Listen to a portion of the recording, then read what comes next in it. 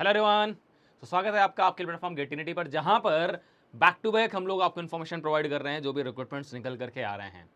तो चलिए, आपका 2025 की इस लिस्ट के अंदर में एक रिक्रूटमेंट और ऐड होने जा रहा है, and that is from the Bihar public service commission. और ये पोस्ट है आपके पास में बिहार पॉल्यूशन कंट्रोल बोर्ड के अंदर में असिस्टेंट इन्वायरमेंटल इंजीनियर की। तो ये पोस्ट आपको हर स्टेट पॉल्यूशन कंट्रोल बोर्ड के अंदर देखने को मिल जाती है। रिसेंटली हमारे पास एग्जाम हुआ गुजरात पॉल्यूशन कंट्रोल बोर्ड का, 12 मई को अभी एग्जाम हुआ है हमारा, ठीक है ना। और उसके बाद हमारे पास अब बिहार का नंबर है, ठीक है। तो बिहार के अंदर में ये पोस्ट निकल करके आई है, इसके बारे में डिटेल इन्फॉर्मेशन मैं आपको प्रोवाइड करने जा रहा हूँ। तो बिकॉज नोटिफिकेशन हिंदी में, तो मेरे बहुत सारे स्टूडेंट्स जो होते हैं वो इस चीज़ को समझ नहीं पाते हैं, या कई बार हमारे पास अंडरस्टैंडिंग नहीं होती है कि एक्चुअली क्या लिखा हुआ है सही तरीके से। तो इन्फॉर्मेशन मैं आपको प्रोवाइड करूंगा, लेकिन इसके साथ साथ में जो भी डिटेल्स हैं, जो भी आपके क्वेश्चंस आपके दिमाग में आ रहे होंगे, वो सारे क्वेश्चंस का आंसर भी आपको इसी वीडियो के अंदर मिल जाएगा। चाहे वो क्राइटेरिया से रिलेटेड हो, चाहे वो अप्लीकेबिलिटी से रिलेटेड हो कि सर मैं बाहर के स्टेट का हूँ, क्या मैं अप्लाई कर सकता हूँ, ठीक है ना। ऐसा कोई भी आपका क्वेश्चन अगर है, ठीक है, जो भी रिटर्न होगा उसका सिलेबस, या फिर अगर इंटरव्यूज़ के लिए क्या होगा, कैसे होगा, वो सब चीज़ मैं जो है ना वो आपको प्रॉपर तरीके से गाइड करने जा रहा हूँ इस वीडियो के अंदर में, ठीक है। तो चलिए स्टार्ट करते हैं अपनी इस वीडियो को। सो यहाँ पर साफ साफ मेंशन किया गया हमारे पास में, ठीक है ना, बिहार लोक सेवा आयोग मतलब बिहार पब्लिक सर्विस कमीशन के अंदर हमारे पास में आपका बिहार पॉल्यूशन कंट्रोल बोर्ड के अंदर हमारे पास में सहायक पर्यावरण अभियंता असिस्टेंट इन्वायरमेंटल इंजीनियर की टोटल 24 पोस्ट यहाँ पर ओपन की गई हैं, ठीक है। यहाँ पर उन्होंने साफ साफ मेंशन किया है अपना रिजर्वेशन, ठीक है। रिजर्वेशन का मतलब क्या है, यहाँ पर अनारक्षित हमारे पास कुल पद जो है 24 के अंदर में, जो अनरिजर्व्ड है उसमें से 10 पोस्ट हैं टोटल, ठीक है ना। अनुमान्य पदों की संख्या जो आपके पास एक्सपेक्टेड वैकेंसीज हैं जो हमारे पास वो 10 है। इसमें से 35% क्षैतिज आरक्षण के फलस्वरूप कुल पदों में से महिलाओं के लिए अनुमान्य पदों की कुल संख्या, इस 10 में से 4 जो पोस्ट हैं वो जनरल कैंडिडेट्स के अंदर में गर्ल्स के लिए हैं, ठीक है ना। वहाँ पर हॉरिजॉन्टल रिजर्वेशन चलता है गर्ल्स के लिए 35%, तो वहाँ पर 4 पोस्ट जो हैं वो आपके पास में 10 का 35% लगभग 3.5 होता है, उसको राउंडिंग ऑफ करके 4 किया गया। 4 पोस्ट आपके पास में जनरल के लिए हैं, गर्ल्स के लिए, ठीक है ना। जो इकोनॉमिकली वीकर ईडब्ल्यूएस होता है उसमें 2 पोस्ट हैं, उसमें से कोई भी पोस्ट गर्ल्स के लिए नहीं है। और एससी के अंदर में आपके पास 4 पोस्ट में से 1 गर्ल्स के लिए है। एसटी की हमारे पास 1 पोस्ट है, उसमें गर्ल्स के लिए कोई नहीं है। ओबीसी के लिए हमारे पास में जो है आपके पास में 4 पोस्ट में से 1 गर्ल्स के लिए। ओबीसी ये जो है हमारे पास ये नॉन क्रीमी लेयर वाला है, ठीक है ना। दूसरा जो लिखा गया पिछड़ा वर्ग क्रीमी लेयर के लिए है। तो यहाँ पर हमारे पास में 3 पोस्ट हैं, और इसमें से हमारे पास में गर्ल्स के लिए 1 पोस्ट है। पिछड़े वर्ग की महिलाओं के लिए सेपरेटली कोई भी पोस्ट नहीं है, ठीक है ना। इस तरह से टोटल हमारे पास ये 24 नंबर ऑफ पोस्ट हैं, उसमें से गर्ल्स के लिए टोटली अगर बात की जाती है तो 7 पोस्ट हैं, स्पेशली फॉर गर्ल्स। जो गर्ल्स का रिजर्वेशन होगा उन सीट में कोई नहीं आ सकता गर्ल्स के अलावा, वो गर्ल्स के लिए हैं। चलिए, अब यहाँ पर मैं इसका एक एक लाइन नहीं पढ़ने वाला हूँ, मैं आपको पूरा एक आउटलाइन आपको बता दे रहा हूँ कैसा क्या आपको करना है, ठीक है। इसके अलावा यहाँ पर जो भी स्वतंत्रता सेनानी डिपेंडेंट जो होते हैं, फ्रीडम फाइटर्स, उनके लिए भी रिजर्वेशन है। इसके अलावा जो भी पीडब्ल्यूडी कैंडिडेट्स हैं उनके लिए भी रिजर्वेशन है, ठीक है ना। वेतन लेवल जो है ना लेवल 9 का होता है। तो बिहार पॉल्यूशन कंट्रोल बोर्ड के अंदर में, बिहार पब्लिक सर्विस कमीशन के अंदर में लेवल 9 का जो ग्रेड पे होता है, लगभग जितने भी हमारे गवर्नमेंट बॉडीज़ हैं उनके सिमिलर रहता है। अब यहाँ पर सिंपल सी बात की गई है, जो आपका क्वालिफिकेशन है बैचलर्स डिग्री आपका होना चाहिए, बैचलर्स डिग्री होना चाहिए, मतलब कंप्लीट की बात की जा रही, फाइनल ईयर वाले इस फॉर्म को फिलअप नहीं करेंगे, ठीक है ना। बी बीटेक या एएमआई आपका होना चाहिए, केमिकल, सिविल, मैकेनिकल, इलेक्ट्रिकल और इन्वायरमेंटल। तो जनरली आप जानते हैं पॉल्यूशन कंट्रोल बोर्ड के अंदर केमिकल, ठीक है ना, सिविल, इन्वायरमेंटल, इन ब्रांचेस की बात की जाती है। लेकिन हमारे पास अभी जो स्टेट जो आपका सेंट्रल पॉल्यूशन कंट्रोल बोर्ड का फॉर्म निकला, उसके अंदर हमारे पास इंफॉर्मेशन टेक्नोलॉजी और भी ब्रांचेज एलिजिबल थी, ठीक है ना। तो यहाँ पर भी हमारे पास में आपका chemical, civil, mechanical, electrical, environmental, इनको मिला करके हमारे पास में टोटल 24 पोस्ट हैं, ठीक है ना। केमिकल की सेपरेट कितनी है, सिविल की सेपरेट कितनी है, ऐसा कुछ भी यहाँ पर मेंशन नहीं किया गया है, ठीक है। बीएससी इंजीनियरिंग डिग्री अगर आपके पास में है तो उसको भी उन्होंने बीई बीटेक के इक्विवेलेंट लिया है। अगर आपका बीएससी इंजीनियरिंग है तो भी आप इस फॉर्म को फिलअप कर सकते हैं, that is equivalent to BE BTech, right. और इसके अलावा आपके पास में अगर आप एएमआई के अंदर में आते हैं तो आपके पास में क्या है, यहाँ पर आपके पास में सर्टिफिकेट्स आपके पास में होना चाहिए इस पर्टिकुलर कैटेगरी के अंदर में, ठीक है। और एज का जैसे कि बताया गया, एज का रिलेक्सेशन जो लिया जा रहा है वो मैक्सिमम मिनिमम 21 ईयर है, अधिकतम अनारक्षित पुरुष के लिए 37 ईयर्स है, ठीक है ना। मतलब कि सीधे से आप यहाँ से बात कर सकते हैं कि अगर आप मेल हैं, ठीक है ना, और अनरिजर्व हैं तो आप 27 ईयर्स तक अगर आप 37 ईयर्स तक अगर आपका है एज, तो आप इस फॉर्म को फिलअप कर सकते हैं। अगर आप फीमेल हैं जनरल कैटेगरी के तो आप 40 ईयर्स तक अगर आपका एज है तो आप इस फॉर्म को फिलअप कर सकते हैं। ये साफ साफ यहाँ पर मेंशन किया गया है, ठीक है ना। अगर इसके बाद अगर आप ओबीसी एससी एसटी में आते हैं तो उसके हिसाब से आपको रिलैक्सेशन भी दिया जा रहा है, ठीक है। चलिए, अब यहाँ पर बात ये आती है हमारे पास में कि इस फॉर्म को कौन कौन अप्लाई कर सकते हैं। यहाँ पर बहुत सारी चीज़ें लिखी हुई हैं एज को लेकर के, ठीक है ना। चयन का प्रकार पहले बात कर लेता हूँ। चयन का प्रकार साफ साफ लिखा गया है हमारे पास में। रिटन एग्जाम होगा ऑब्जेक्टिव टाइप, देन हमारे पास में इंटरव्यू होगा आपका ओरल, मौखिक परीक्षा, ठीक है ना, ओरल आपके पास में होगा। टोटल हमारे पास में जो रिटन हमारे पास है 400 मार्क्स का है, जिसमें से हमारे पास एक 2 घंटे का एग्जाम होगा जिसे हम पेपर 1 बताएंगे। जनरल एप्टीट्यूड और इंजीनियरिंग मैथमेटिक्स केवल इसमें आएगा, एप्टीट्यूड और इंजीनियरिंग मैथमेटिक्स, बाकी कुछ भी नहीं। ना ही आपके पास में एप्टीट्यूड के अंदर इंग्लिश आ सकती है आपकी, बाकी इसके अलावा आपको अलग से कुछ भी साइंस या फिर जनरल साइंस, जनरल स्टडीज़ ऐसा कुछ भी पढ़ने की ज़रूरत नहीं है, ठीक है। वर्बल आपका आ सकता है बिकॉज एप्टीट्यूड के अंदर, जैसे आप गेट में एग्जाम देते हैं तो वहाँ भी आपको फेस करना होता है। ये याद रखिएगा जितने ही पोल्यूशन कंट्रोल बोर्ड के एग्जाम होते हैं सबका सिलेबस लगभग गेट के इक्विवेलेंट होता है। तो यहाँ भी आपको एप्टीट्यूड जो दिख रहा है वो गेट के इक्विवेलेंट ही आप मानिए। देन आपका इंजीनियरिंग मैथमेटिक्स जो आप पढ़ते हैं वो गेट का, वो सिलेबस आपका। ये पेपर 1 है, ये 2 घंटे का एग्जाम होगा। इस 2 घंटे के एग्जाम के अंदर आपको 50 क्वेश्चन एप्टीट्यूड के, 50 क्वेश्चन मैथमेटिक्स के, टोटल 50 मार्क्स के होंगे। टोटल 100 मार्क्स का तो आपका पेपर 1 हो गया। फिर अगला पेपर जो आपको फेस करना है पेपर 2, जो कि आपका स्पेसिफिक ब्रांच स्पेसिफिक सब्जेक्ट होगा, like civil, mechanical, electrical, environmental, chemical. उनके लिए आपको 2 घंटे मिलेंगे, जिसके अंदर में आपको टोटल 100 क्वेश्चन होंगे। एक क्वेश्चन 3 नंबर का होगा। इस तरह से 300 मार्क्स का आपका पेपर हो जाएगा। 300 + 100 400 मार्क्स का आपको जो है ना पेपर यहाँ पर फेस करने का मौका मिलेगा। हर क्वेश्चन के अंदर में 0.33 मार्क्स का नेगेटिव मार्किंग भी है। 1 नंबर वाले में 0.33 एंड 3 नंबर वाले में भी 1/3, मतलब 1 नंबर का नेगेटिव मार्किंग आपको रहेगा इसके अंदर भी, ठीक है ना। ये खास करके ध्यान रखिएगा। इस तरह से इंटरव्यू आपका 50 नंबर का टोटल अगर देखा जाए तो 400 नंबर का रिटन एंड 50 नंबर का आपका इंटरव्यू होगा, ठीक है। चलिए इसका सिलेबस मैं आपको अभी दिखा दे रहा हूँ, ठीक है। सिलेबस अवेलेबल है मेरे पास में, और बाकी चीज़ें जो अगर आप देखेंगे, ठीक है, तो यहाँ पर अगर आपके पास में कोई भी अगर आपके पास एक्सपीरियंस है, ठीक है, तो उस एक्सपीरियंस के लिए आपको जो है ना वहाँ पर आपको वेटेज मिलेगा, ठीक है ना। साफ साफ मेंशन किया गया है 5 अंक प्रतिवर्ष के दर से अधिकतम 25 अंक तक का आपको जो है ना एक्सपीरियंस के बेसिस पर, अगर आपको 1 साल का अगर एक्सपीरियंस है तो आपको 5 नंबर एक्स्ट्रा मिलेंगे, 2 साल का है तो 5 नंबर, 3 साल का है तो 5 नंबर, मैक्सिमम 5 साल का एक्सपीरियंस मतलब 25 नंबर तक आपको मिल सकते हैं। यहाँ पर आपको इसका वेटेज मिल सकता है अगर आपके पास एक्सपीरियंस है, ठीक है ना। इस तरह की पोस्ट में काम करने का बिहार सरकार के विभिन्न संस्थानों पार्षद समान पद पर संविदा के आधार पर किए कार्य के सभी कर्मियों की नियुक्ति की प्रक्रिया में निम्नलिखित अधिमानता दी जाएगी। मतलब अगर आपने पहले बिहार के अंदर में किसी भी तरह का आपने एडहॉक पे अगर काम किया हुआ तो वहाँ पर आपको जो है ना एक्सपीरियंस का बेनिफिट मिलेगा, ठीक है।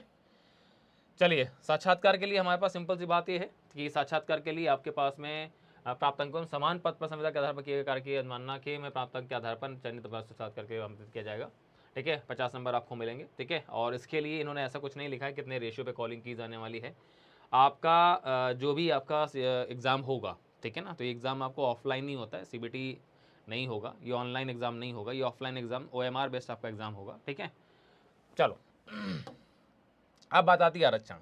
आरक्षण के लिए साफ कहा यहाँ पर एक चीज़ मेंशन की गई है रिजर्वेशन के लिए, अगर आप बिहार के रेजिडेंट हैं और बिहार से गवर्नमेंट से सर्टिफाइड आपके पास में आपका कैटेगरी सर्टिफिकेट है तो आपको यहाँ पर रिजर्वेशन का प्रॉफिट मिलेगा, बेनिफिट मिलेगा। अगर आपके पास में बिहार के रेजिडेंट आप नहीं हैं, बिहार का कोई भी आपके पास कास्ट सर्टिफिकेट नहीं है, then you will be treated as a general candidate. आप जनरल कैंडिडेट की तरह ही ट्रीट किए जाएंगे। जो गर्ल्स बिहार में अभी रह रही हैं जिनके पास में उनका फादर के नाम पे उनका डोमिसाइल है, ठीक है ना, बिकॉज बहुत सारी गर्ल्स जो होती हैं वो मैरिड हो जाती हैं, बिहार से मैरिड होकर के दूसरे स्टेट में चली जाती हैं, तो वो लोग अप्लाई नहीं कर पाएंगे। उनको अप्लाई करने का मतलब कि उनको रिजर्वेशन का बेनिफिट नहीं मिलेगा। आपको आपके फादर के नाम पे साफ साफ लिखा गया है कि आपके पास में आपके फादर के नेम पे आपका क्या है सर्टिफिकेट होना चाहिए, ठीक है ना। तो यहाँ पर साफ मेंशन किया गया है कि आरक्षण का लाभ उन्हीं उम्मीदवारों को मिलेगा जिनका स्थायी निवास बिहार राज्य में है, अर्थात जो बिहार के मूल निवासी हैं। तो रिजर्वेशन का बेनिफिट उन्हीं को मिलेगा जो बिहार के ही रेजिडेंट हैं, ठीक है। इसके अलावा कोई भी अगर है तो वो जनरल कैटेगरी में ही ट्रीट किया जाएगा। गर्ल्स के लिए साफ साफ मेंशन किया गया है कि आरक्षण का दावा करने वाली विवाहित महिलाओं का जातीय स्थायी निवास क्रीमिलियर रहित प्रमाण पत्र उनके पिता एवं के नाम एवं पिता के स्थायी पता से निर्गत होना चाहिए, ना कि उनके पति के नाम पता से, ठीक है ना। तो अगर आप मैरिड भी हैं, अगर बिहार से हैं, तो आपका सर्टिफिकेट आपके पेरेंट्स के नाम पे इशूड होना चाहिए, ठीक है। ये चीज़ यहाँ पर मेंशन की गई है। चलिए अब आगे बात करते हैं। तो इस तरह से रिजर्वेशन का बेनिफिट आपको मिलेगा। और अब आते हैं हमारे पास में, अब यहाँ पर उन्होंने मेंशन किया हुआ है, ठीक है ना, क्या डिग्री कोड मेंशन किया उन्होंने, किस डिग्री कोड के अंदर में आप आते हैं, कैटेगरी आपकी आती है। तो ये चीज़ आप फॉर्म भरते टाइम ध्यान रखेंगे और वो चीज़ आपको मेंशन करनी होगी फॉर्म भरते टाइम, खास ध्यान रखिएगा। फॉर्म भरने का इसका मेथड थोड़ा डिफरेंट है, वो भी मैं आपको लास्ट में बता देता हूँ अभी, ठीक है। बाकी चीज़ें आप यहाँ से पढ़ सकते हैं, ऐसा इसमें स्पेशल और कुछ नहीं लिखा हुआ है, ठीक है। आपका जो क्वेश्चन आता है कैटेगरी सर्टिफिकेट या फिर आपका रिजर्वेशन वाला, वो मैंने बता दिया आपका, ठीक है। चलिए अब आती है हमारे पास बात आपके पास में बाकी जितने भी सर्टिफिकेट्स आपको हैं, सारे के सर्टिफिकेट्स आपको जब भी आपका जब आप जाएंगे डॉक्यूमेंट वेरिफिकेशन के अंदर में, तो ये सारे सर्टिफिकेट्स आपको ले करके जाने, जो भी कैटेगरी एंड जो भी आपके एजुकेशन क्वालिफिकेशन के सर्टिफिकेट्स हैं, ठीक है ना। चलिए, अब यहाँ पर सिंपल सी बात आती है, जो कैटेगरी के हमारे पास में है, तो कैटेगरी वालों के लिए 200 रुपये फीस है। एंड इसके अलावा कोई भी कैंडिडेट अगर है, ठीक है ना, other than category, unreserve category में आते हैं आप, अदर देन स्टेट आते हैं, अगर अदर स्टेट से आते हैं तो आपको 750 रुपीज़ जो है ना वो आपको फॉर्म फिलअप करने की फीस आपको देनी है, ठीक है ना, ये ध्यान रखिएगा आपके पास में। चलिए, अब यहाँ पर आता है सबसे पहले हमारे पास फॉर्म जो आपका स्टार्ट हो रहा है वो 19 मई से स्टार्ट हो रहा है, और 10 जून तक आपका ये फॉर्म जो है ना ये ओपन रहेगा, ठीक है। इस फॉर्म को भरने का तरीका जो है ना वो थोड़ा सा अलग है, कोई भी हार्ड कॉपी आपको कहीं भी भेजनी नहीं है। पहला काम आपको ये करना है कि आपको, ठीक है ना, यहाँ पर सबसे पहला स्टेप होता है OTR, वन टाइम रजिस्ट्रेशन। आप बिहार के अंदर कोई भी एप्लीकेशन फॉर्म फिलअप करना चाहते हैं तो वन टाइम रजिस्ट्रेशन आपको पे करना होता है। ये रजिस्ट्रेशन नंबर आपका जो होगा ये हर रिक्रूटमेंट के अंदर यूज़ किया जाता है। आपको यहाँ पर पहला आप क्या करेंगे, यहाँ पर OTR आप रजिस्ट्रेशन करेंगे। याद रखिएगा एक से ज़्यादा रजिस्ट्रेशन हो नहीं सकते हैं, इसलिए अगर आप क्लियरली अच्छे से करिएगा, एक से ज़्यादा यहाँ पर आपके पास में ऑप्शंस नहीं हैं, ठीक है ना। इसके बाद आपको जो भी वहाँ से नंबर मिल जाएगा, इसके बाद आपका दूसरा काम होगा डिजी लॉकर के अकाउंट के माध्यम से अपलोड किया जा सकता है जो भी आपके डॉक्यूमेंट्स हैं, ठीक है। तो डिजी लॉकर के अंदर में आपके स्टेट बोर्ड के सर्टिफिकेट्स आपके होते हैं, वो भी डायरेक्टली डिजी लॉकर से अपलोड होंगे, आपको कोई भी स्कैन करके अपलोड नहीं करना, ये चीज़ ध्यान रखिएगा। दूसरा काम है डिजी लॉकर को आपको अपने एक्टिवेट करना। अगर डिजी लॉकर को आपने एक्टिवेट नहीं किया हुआ तो आप उसको एक्टिवेट करेंगे। फॉर्म फिलअप करते टाइम डॉक्यूमेंट्स आपके यहीं से स्कैन होंगे, तो ये दूसरा स्टेप है। तीसरा है फिर आपके पास में जो OTR के बाद जो भी आपके पास में, ठीक है ना, आपके पास में प्रोफाइल आपकी क्रिएट होगी, ठीक है। प्रोफाइल क्रिएट करने के लिए आपको personal information, address, other information, qualification, experience और फोटो सिग्नेचर, ये सब कुछ आपको अपलोड करना होगा, ठीक है ना। ये सब कुछ अपलोड करने के बाद में फिर आप फर्दर जाएंगे किस डिपार्टमेंट के अंदर में आपको क्या चीज़ अप्लाई करनी है, ठीक है ना। फिर आएगा आपके पास में न्यू एप्लीकेशन, ठीक है। तो प्रोफाइल क्रिएट होने के बाद न्यू एप्लीकेशन के अंदर में जो भी आपके पास एक्टिव एडवर्टाइजमेंट्स हैं, तो एडवर्टाइजमेंट नंबर देख लीजिएगा। करंट टाइम के अंदर में पॉल्यूशन कंट्रोल बोर्ड के अंदर बहुत सारी पोस्ट निकली हैं, तो असिस्टेंट एनवायरमेंटल इंजीनियर के अलावा भी कुछ लॉ की हैं, 3 पोस्ट निकली हैं अलग अलग, तो आप ध्यान दीजिएगा कि आपके लिए कौन सी पोस्ट है। असिस्टेंट एनवायरमेंटल इंजीनियर की जो पोस्ट है वो आपके लिए है, तो उसमें आप क्लिक करेंगे एक्टिव एडवर्टाइजमेंट के अंदर में, तो वहाँ पर आप जा करके, ठीक है ना, आप उसमें फिर फी पे करेंगे। बार बार आपको डॉक्यूमेंट्स डिटेल्स फिलअप नहीं करनी है, वहाँ पर जाकर के सिंपली आप उस रिक्रूटमेंट के लिए फ़ी पे कर देंगे और आपका फॉर्म जो है ना फिर आपका वो एक्सेप्ट हो जाएगा। कोई भी अगर आप गलती करते हैं तो फॉर्म आपका रिजेक्ट हो जाएगा, ये भी ध्यान रखिएगा, ठीक है ना। तो इस तरह से आपके पास में क्या है, आप हाँ, आपको हिंदी एवं अंग्रेजी में हस्ताक्षर स्कैन करके ऑनलाइन जो है ना आपको क्या होगा अपलोड करना होगा, ये खास करके ध्यान रखिएगा। दोनों लैंग्वेज के अंदर में आपको अपना जो सिग्नेचर है वो अपलोड करना होगा, ठीक है। तो इस तरह से आप इस फॉर्म को फिलअप कर सकते हैं। बाकी जहाँ भी अगर आपको कोई डाउट होता है तो जनरली आपके पास में परीक्षा का जो डेट है, एक्सपेक्टेड डेट उन्होंने मेंशन किया 26 जुलाई 27 जुलाई के आसपास जो है ना ये आपका एग्जाम डेट हो सकता है इस पर्टिकुलरली पोस्ट के लिए। पहले ही उन्होंने दे दिया है, एक्सपेक्टेड डेट दे दी है, टेंटेटिव डेट है 26 जुलाई या 27 जुलाई के आसपास आपका एग्जाम हो सकता है ये, ठीक है ना। अब बारी आती सिलेबस की, सर सिलेबस क्या रहने वाला है, तो सिलेबस मैं आपको एक बार दिखाता हूँ। तो सिलेबस प्रॉपरली यहाँ पर इनकी कमेटी के थ्रू एक सिलेबस डिज़ाइन किया गया, डिफाइन किया गया है, ठीक है ना, 2023 के अंदर में, ठीक है ना। डिफरेंट हमारे पास IIT पटना के या फिर हमारे जो भी पुराने कॉलेज है उन सभी के प्रोफेसर से मिल करके डिसाइड किया है। तो ये हमारा जो पोस्ट है chemical, civil, mechanical, electrical, environmental engineering के लिए, ठीक है ना। तो आपके पास में पहला जो सब्जेक्ट आता है दैट इज हमारे पास पेपर 1, ये ऑलरेडी आपको दिखा दिया गया है पेपर पैटर्न आपको कैसा क्या होने वाला है, ठीक है।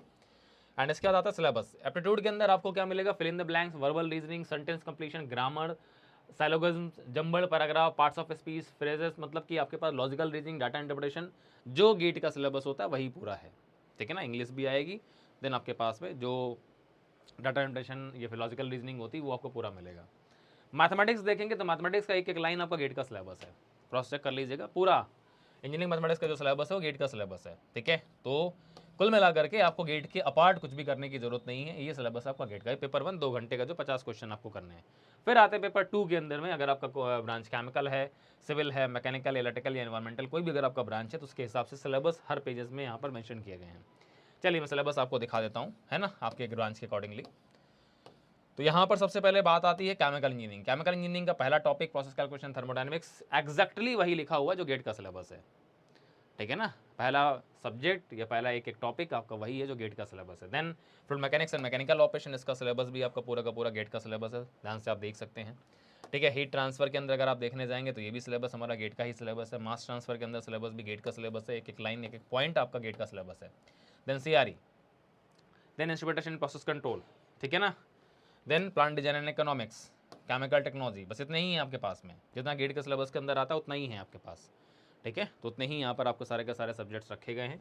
ये केमिकल की बात हो गई। केमिकल के बाद अगर मैं बात करता हूँ आपसे सिविल के अंदर, सिविल का भी अगर आप सिलेबस देखेंगे पूरा आपको गेट का सिलेबस ही मिलेगा। स्ट्रक्चर हो, ठीक है ना, देन जियो आपका हो, जियोटेक हो, देन आपके पास में वाटर रिसोर्सेस, ठीक है, then environmental engineering and transportation, ठीक है, देन जियोमेटिक्स, और इसके बाद हमारे पास में देन आते हैं मैकेनिकल। मैकेनिकल के अंदर अप्लाइड मैकेनिक्स, ठीक है। पूरा सिलेबस अगर आप देखेंगे बेटा, ये तो पूरा का पूरा सिलेबस आपका गेट का सिलेबस है, कोई भी आप देखें, ठीक है ना, वो सारा का सारा आपका गेट का सिलेबस है हर ब्रांच के लिए। इलेक्ट्रिकल की बात करेंगे तो उसका भी सिलेबस पूरा गेट का सिलेबस है, ठीक है। देन इसके बाद में अगर मैं इंफॉर्मेशन टेक्नोलॉजी की अगर बात करूँगा, इन्वायरमेंटल इंजीनियरिंग की बात करूँगा, तो उसका सिलेबस भी, इन्वायरमेंटल का भी हमारा पेपर होता है गेट का, तो वो सिलेबस यहाँ पर रखा गया है, ठीक है। चलो, तो उम्मीद है कि आपको एक आइडिया मिल गया कि एक्चुअली आपको किस वे में प्रिपेयर करना और किस तरीके से प्रिपेयर करना, और प्रिपरेशन का आपका रिसोर्सेज क्या होने चाहिए। रिसोर्सेज आपके पास में आपके गेट के नोट्स जो होंगे दैट इज़ मोर सफिशिएंट, ठीक है ना। जो भी आप एप्टीट्यूड पढ़ते हैं, इंजीनियरिंग मैथमेटिक्स पढ़ते हैं, that is more than sufficient. इसके अलावा आपको कुछ करने की जरूरत नहीं है, आप आराम से इस एग्जाम को क्रैक कर सकते हैं, ठीक है। अगर आप अनरिजर्व कैटेगरी के अंदर अप्लाई कर रहे हैं तो भी आपको 6 पोस्ट ओपन मिल रही हैं, ठीक है ना। 4 गर्ल्स कैंडिडेट के लिए हैं अगर, तो 6 पोस्ट जो हैं वो आपको ओपन मिल रही हैं बॉयज़ के लिए, ठीक है। तो आप आराम से फाइट कर सकते हैं। बाकी इससे रिलेटेड कोई भी इन्फॉर्मेशन जो भी मेरे को मिलेगी वो मैं आपको बता दूंगा, ठीक है। तो चलिए इस वीडियो के अंदर फिलहाल इतना ही रखते हैं। बाकी जो भी आपके क्वेश्चंस एंड क्वेरीज हैं आप कमेंट बॉक्स में जाकर के कमेंट कर सकते हैं, जिसका रिप्लाई आपको दे दिया जाएगा। अगर इस चैनल को आप फर्स्ट टाइम देख रहे हैं, इस वीडियो को आप फर्स्ट टाइम देख रहे हैं, तो चैनल को सब्सक्राइब करना मत भूलिएगा, बिकॉज ऐसी बहुत सारी इन्फॉर्मेशन आपको इस चैनल के थ्रू मिलती रहती है, ठीक है। सो आपको आपके इस एग्ज़ाम के लिए ऑल द बेस्ट, मस्त रहिए, स्वस्थ रहिए और हमारे साथ कनेक्टेड रहिए। Thank you.